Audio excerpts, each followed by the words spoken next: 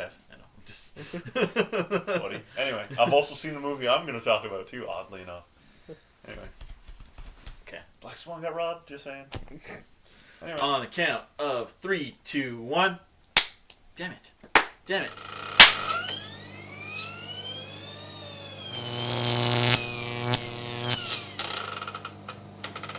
Alright, we're back for another episode of Crosstalk. I'm Tim. And I'm Chris. And today we are talking about triumph over adversity. A continuing episode of our theme series. So today we're bringing in Mike another time. I don't know if you guys noticed we've had him quite a few times now, so I feel like we can officially add him to the cast. Absolutely. Hello. Chris. Yes, Tim. I'd like you to tell me what your example of triumph over adversity is. Well, since we've already talked about Rocky, which pretty much is the ultimate example of triumph over tragedy in film, I'll go with a far more recent one, and it's nominated for quite a few awards. Won quite a few awards. It's a really good film. Yeah. King's Speech. Yeah. And I think it's a really excellent example of triumph over adversity. The adversity, of course, being the speech impediment of the king at the time. I mean, he was dealing with a really difficult time. It was World War II. Yep. He never won. I mean, at least the film shows anyway. And I believe that Queen Elizabeth has verified some of these facts as well. That he never really wanted to be king. He was just super happy to be over to the side while his brother handled things, but then his brother just mucked everything up. Yeah. But yeah, Jeffrey Rush gives a great performance.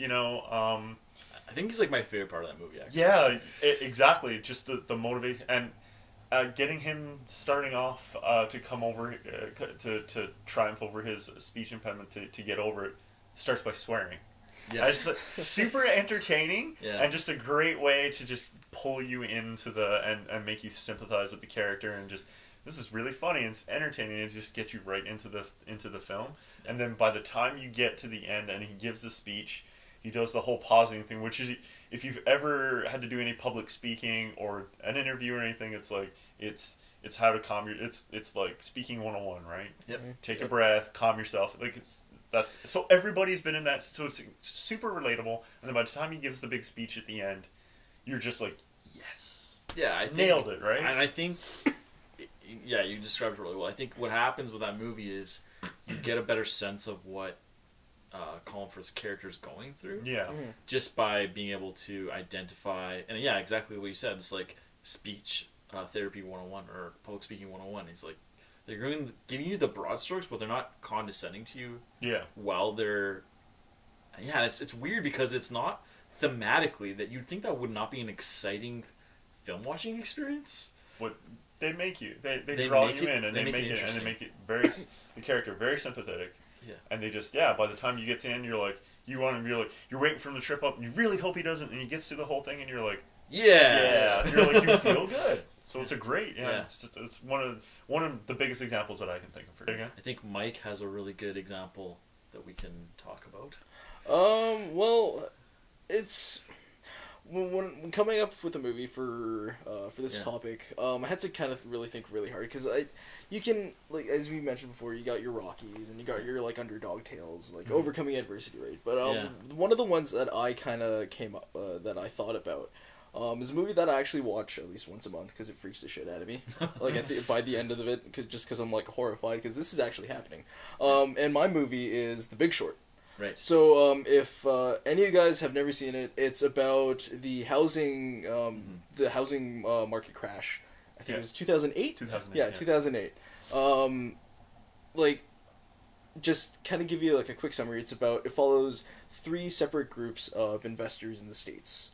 Or like hedge fund managers in the States, and they found a flaw in this, like in the housing market, and I guess you could say they take advantage of it, but at the same time they're working against big banks in the States, and like pieces of legislation and like that in the whole financial sector. They're pretty much it's a very David and Goliath kind of setup that they got because it's very very small select group, kind of go with like the big dogs and. It's kind of weird just because you want to see these guys succeed, and really take advantage of the like some of the loopholes and like the systems brought in place within like the financial sector. Yeah. You want to see them succeed, but at the same time you don't, because they're essentially getting rich off of people's misfortune. Yeah. Like it was really twisted to see, just to see them like ultimately succeed and make millions of dollars. Yeah. And Yeah. it was, and I'm watching this, I'm going, you know what, like I understand why they did it, because like throughout the movie they're always questioning themselves, like, should we do this? And then it's like, what was his name? Steve Carell. He does a great job, and he's always questioning. He's like, is this right what we're doing? Mm-hmm. Like going up against the big banks and taking advantage of their potential screw up. And he plays against type, I think, in that role too. Which is really interesting. Oh yeah, no, like his character is amazing, and like he grounds like the whole storyline like just in place. But then all his subordinates or like his coworkers are just going, no, the big dogs screwed up, and we're gonna take advantage and take them for all they're worth. And then they kind of go through all these they go through like all these challenges. Like I'm trying to think about how I could summarize this for like the average viewer, because like a lot of us aren't in like the financial sector. But so I think they do it really well in the movie. Oh no, they do. And what I was gonna say is like about the auditory thing is like they actually give you dialogue. Yep. They summarize the ideas in the dialogue using famous people like Margot Robbie and I think Selena Gomez, and then like Anthony Bourdain. Yeah. And they make it like really super accessible. Yeah, absolutely. That's good. Like for the average Joe, but in the same, because like the whole housing market crash, that is something that you just can't digest in like a 2-hour movie, but they managed to do it really well.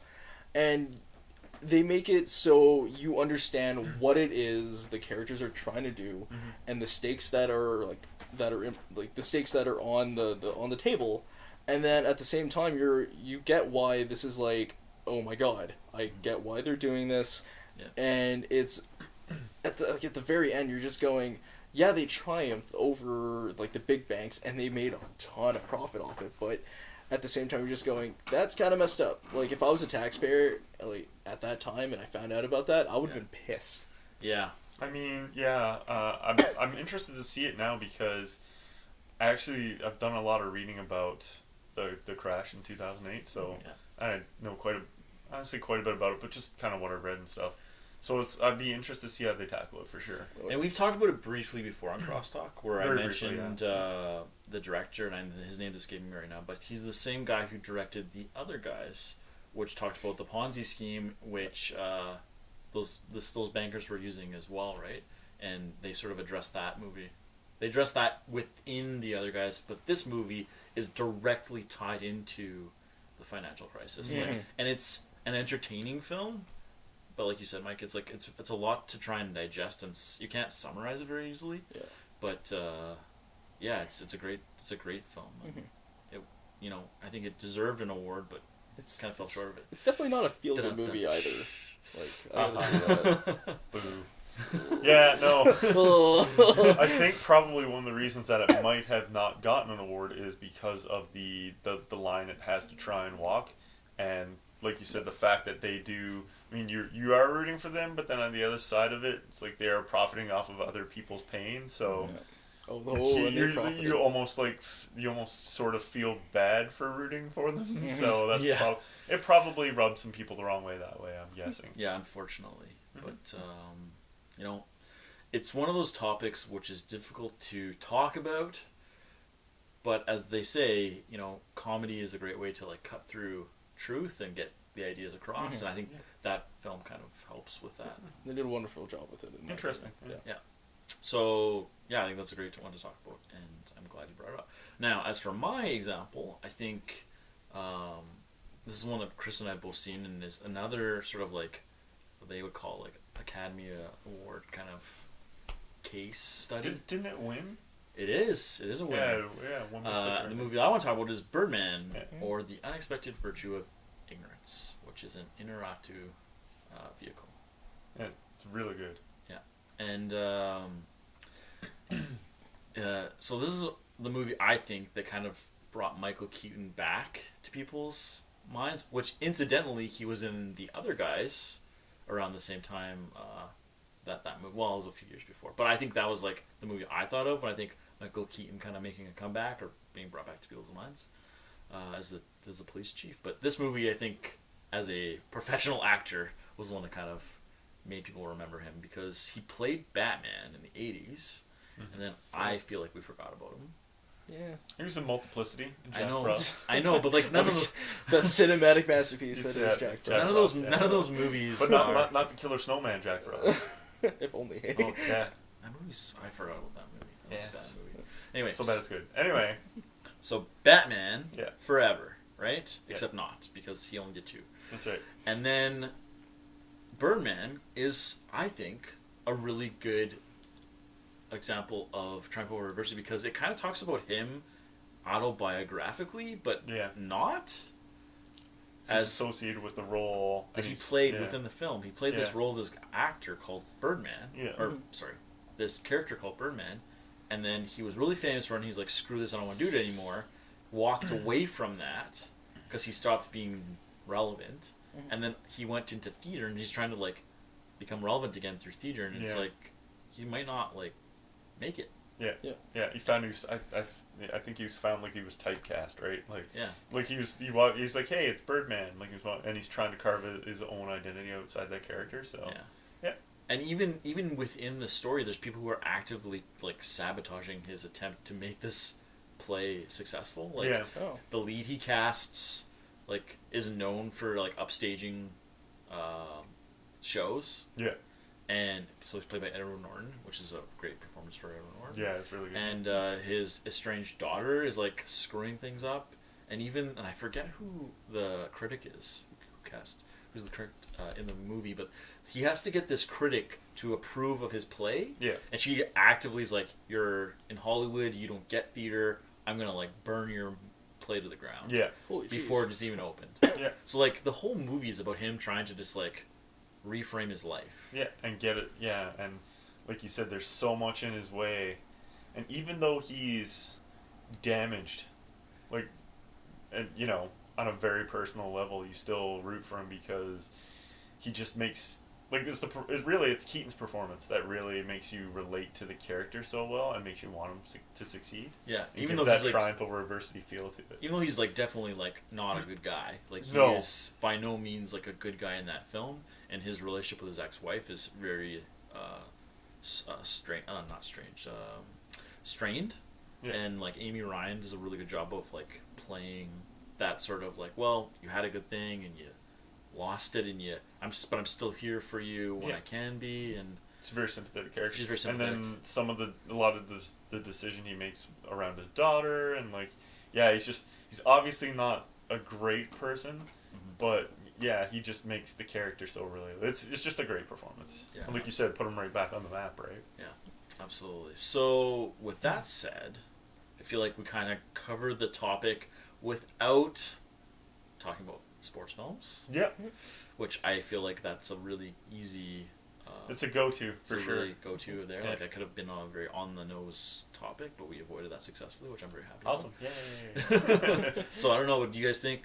But I think we summarized it pretty well. I think we did. Yeah. So So, what'd you think about our discussion here? Agree or disagree? Do you have any more examples, perhaps triumph over adversity that isn't Rocky or Rockies 2 through 5? Feel free to comment below, like and share the video, or even better, subscribe to the channel. Until next time, I'm Tim. And I'm Chris. And this is Crosstalk.